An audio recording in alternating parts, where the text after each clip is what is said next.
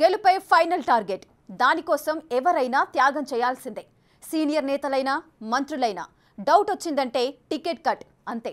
అదే సూత్రం ఇప్పుడు ఈ మంత్రికి టెన్షన్ పుట్టిస్తోంది. ఆ నియోజకవర్గంలో మంత్రితో పాటు టికెట్ బరిలో మరో ఇద్దరు. మంత్రి గారికి ఈసారి టికెట్ దక్కుతుందో లేదో అనే సందేహం వేధిస్తోందట. ఇంతకీ ఎవరా మంత్రి, ఏమిటా నియోజకవర్గం?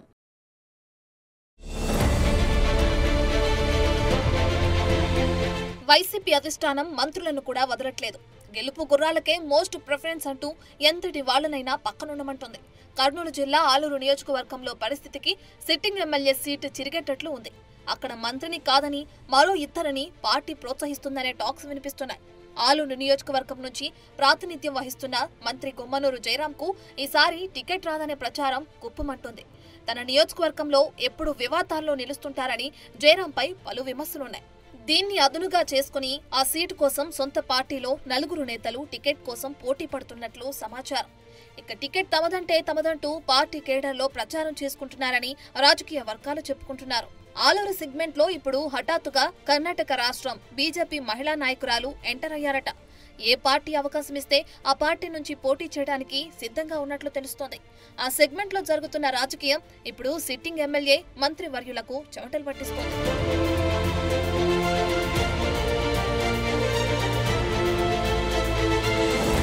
గుమ్మనూరు జయరాం కర్నూలు జిల్లా ఆలూరు నియోజకవర్గం నుంచి ప్రాతినిధ్యం వహిస్తున్నారు.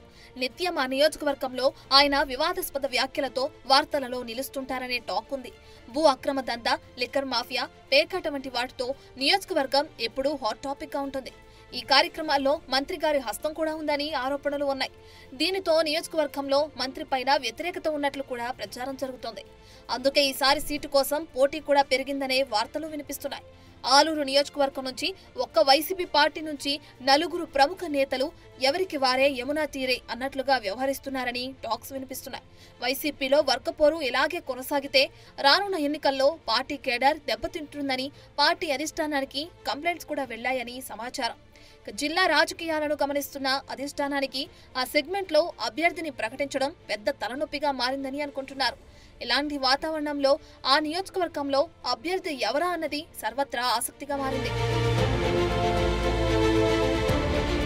ఆలూరు నియోజకవర్గంలో వైసీపీ నుండి బలమైన నాయకుడు జడ్పీటీసీ విరూపాక్ష కూడా టికెట్ రేసులో ఉన్నారని టాక్.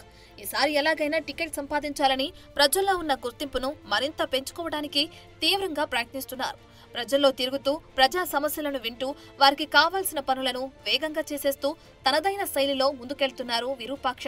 నియోజకవర్గంలో విరూపాక్ష వైపు తమ సామాజిక వర్గ ఓటు బ్యాంక్ సపోర్ట్ కూడా ఉండటం ఆయనకు కలిసి వస్తుందని అనుకుంటున్నారు. అది నిజమైనప్పటికీ విరూపాక్షను ఇతర వైసీపీ క్యాడర్ సపోర్ట్ చేస్తుందో లేదో చూడాలి. అలాగే విరూపాక్ష నియోజకవర్గ వైసీపీ క్యాడర్తో సర్దుకొని సమన్వయంతో ముందుకెళ్తారా, లేదంటే వర్గపోరుతోనే ముందుకెళ్తారా అనే సందిగ్ధంలో పార్టీ క్యాడర్ ఉందని టాక్.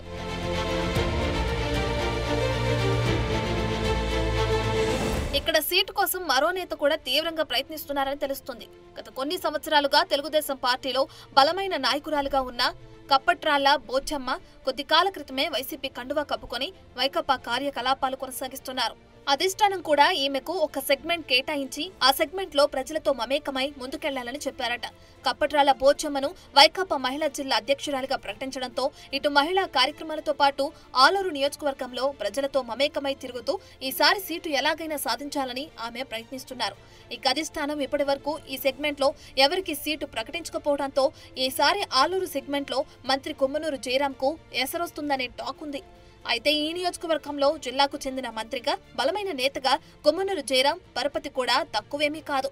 అయినా పరిస్థితులు మాత్రం కాస్త వ్యతిరేకంగానే ఉన్నట్లు కనిపిస్తుంది. అందుకే రానున్న ఎన్నికల్లో వైసీపీ నుండి సీటు ఎవరికా అని అంతా వేచి చూస్తున్నారు.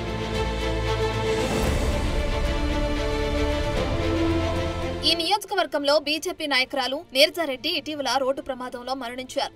కాగా ఈమె కూడా నియోజకవర్గంలో ఉన్న బలం తక్కువేమీ కాదు. ఇటీవల ఆమె కుమార్తె హిమవర్షారెడ్డి కూడా జగన్మోహన్ రెడ్డిని కలిసి తమకు ఎలాగైనా ఆలూరు సెగ్మెంట్ లో సీటును కేటాయించాలని కోరారని సమాచారం. తన తల్లి మరణంతో ఆలూరు సెగ్మెంట్ లో నీరజారెడ్డి కూడా తనదైన శైలిలో పలు కార్యక్రమాలు నిర్వహిస్తూ ప్రజల్లో ఫాలోయింగ్ పెంచుకున్నట్లు తెలుస్తోంది. అయితే ఇప్పటికే పార్టీలో ఉన్న సీనియర్ నాయకులను కాదని నీరజారెడ్డి కుమార్తెకు సీటు కేటాయిస్తారా అనే సందేహం లేకపోలేదు. ఒకవేళ కేటాయిస్తే సీనియర్ నాయకులు ఈమెకు సపోర్ట్ చేస్తారా అనుకుంటున్నారు పార్టీ క్యాడర్.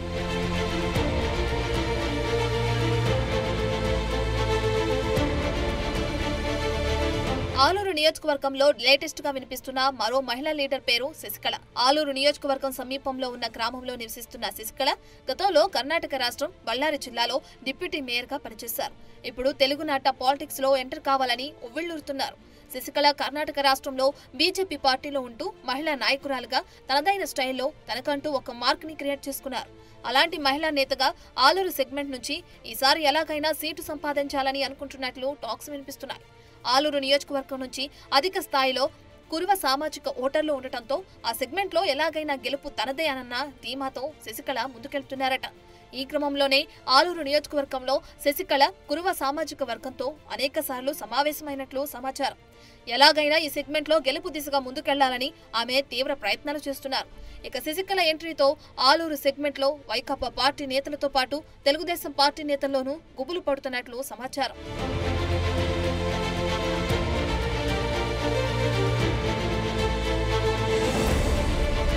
ఆలూరు సెగ్మెంట్ లో ఇలాంటి పరిస్థితిని చూసి ఈసారి వైసీపీ పార్టీ మహిళా నేతకు సీటు కేటాయించాలని ఆలోచనలో పడినట్లు సమాచారం.